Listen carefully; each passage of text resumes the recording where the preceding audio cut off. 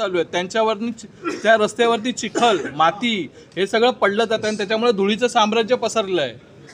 Yes, ही पण चांगली सूचना आहे.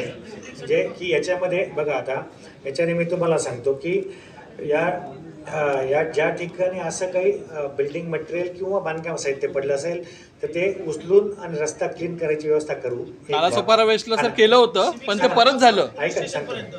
दुसरा मुद्दा की ज्या ठिकाणी असे बांधकामं चालू आहेत ना तर त्या ठिकाणी आम्ही सूचना अशा दिलेल्या आहेत की आपण तो हिरव्या रंगाची ती ताडपत्री टाईप असेल ते लावा.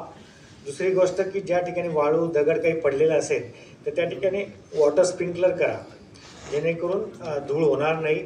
आणि तशी ह्या सूचना म्हणजे माझ्या नाही आहेत, या सेंट्रल गव्हर्नमेंटच्या राष्ट्रीय शुद्ध हवा कार्यक्रमाअंतर्गतच्याच आहेत.